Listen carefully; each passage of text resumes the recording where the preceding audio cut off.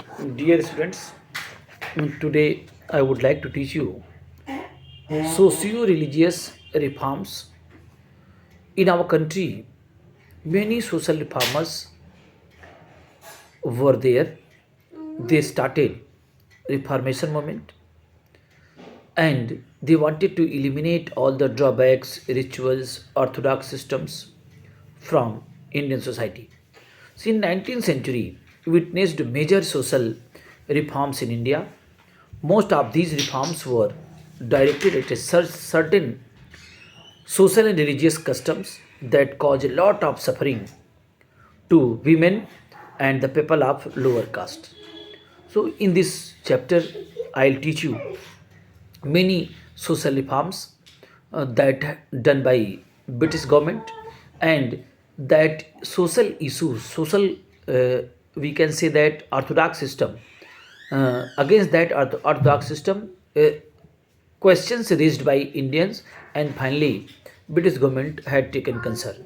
So one by one, I will I would like to teach you one by one each and every uh, social customs like female infanticide. You people are very much understanding this one. Since girls children were mostly considered a burden in India, female infanticide means the killing of infant girl immediately after the birth. Basically, in Rajput family, it was a tradition that if any girl baby will take birth, so on spot that girl baby will be killed, had been killed. So if you should understand, if all girls will be killed, so you can understand that is dangerous for coming generation.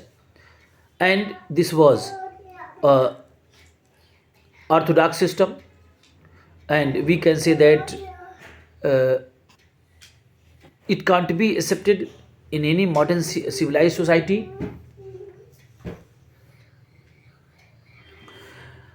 So what happened? So many social reformers raised question regarding female infanticide, and finally in 1795, British government passed one act, Bengal Regulation Act of 1795, and it was declared female infanticide as a criminal offense. If anybody will practice this one, so he will be in jail. Next, uh, religious and socio-religious customs, child marriage and sati. Many women in 19th century in India were married of a very young age, often to men who were much older, since widow remarriage was usually not allowed. Once their husband died, many widows were forced onto their husband's burial pyres, meaning it was a system that if any women is there and if her husband died, so along with the pyre of her respective husband, that lady will be also burned. That was the traditional system. It was a it was a kind of a murder. So many social reformers like Raja Ram Mohan Rai and other social reformers raised questions, and finally sati system was banned by British government. And next social custom was there that widow remarriage was not allowed. In many part of India, widows in upper class Hindu family were not allowed to remarry. These women were treated very badly and forced to live a life of great suffering and denial, meaning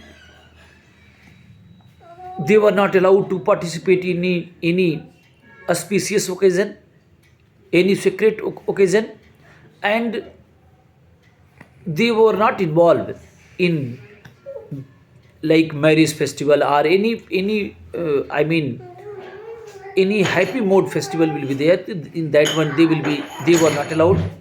So that is not good system. So the child widow were the greatest suffering, some of whom had lost their husband at the tender age of the 3 or 4. Many social reformers fought to legalize the widow remarriage. And finally, what happened? In 1856, Widow Remarriage Act was passed. Please pay attention. What do you mean by this Widow Remarriage Act? It is an act, and try to understand in easy way. I would like to explain. कि widow remarriage was legalized by Britishers in one line, meaning कि any widow is there, she is very much permitted to get marriage again. Now this month, next point I would like to teach you social and religious reforms in India. With the coming of the European in 17th century, certain section of Indian society were familiar about Western education. And after that, what happened? A new learning, new reasoning, new scientific methods came to existence, and some new practice also came to existence. With reference to these, rationalism came to existence, means experimentation, observation, scientific approach came to existence. And one more point is there, humanism. It means there is no any concept of the hell and heaven. If we are going to provide maximum facility, our people are very happy, so this is heaven. If you are suffering, so we are in hell. Means hell or heaven are utopia. It is not real things. Real things is there. If our life is very comfortable, we are enjoying very good life. Each and every facility available, good education system is available, transportation system is available, medical care is available. Okay, all amenities are there, so we can say we are living in heaven. Humanist believes that man can make his own heaven by own potential, by own capability. Means we are not dependent on any supernatural power. We are dependent upon our deed. By experimentation, by science one, by development of the science, development of innovations, we can make our society progressive, and we can make our country as a heaven. Next term is there, liberalism. Means generosity. That discovered the benefit of adopting a scientific and rational approach to life and religion. As a result, they began to feel to need for reforms within Indian society. They gave rise to the several social customs and religious movement in different part of the country. These reforms slowly brought about changes in Indian society, but social customs are not easily to change. While certain sections accepted these reforms, many Orthodox Hindus opposed them. The impact of these reforms and opposition to it was first felt in Bengal. Now, one question is there. All social reformers, all enlightenment, why came to Bengal very first time?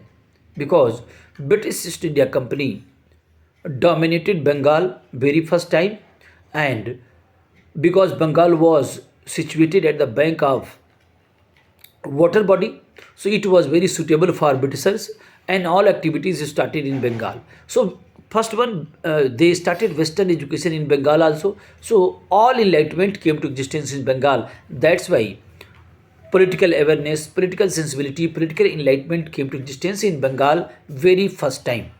And after that, when rational approach will develop, scientific approach will be developed, humanitarian approach will be developed, so definitely sensibility will be coming in that region, and that's why first social reforms started in Bengal. And in this video, in the next video, dear students, I'll teach you Raja Ram Mohan Rai. He is known as father of Indian Renaissance. Thank you.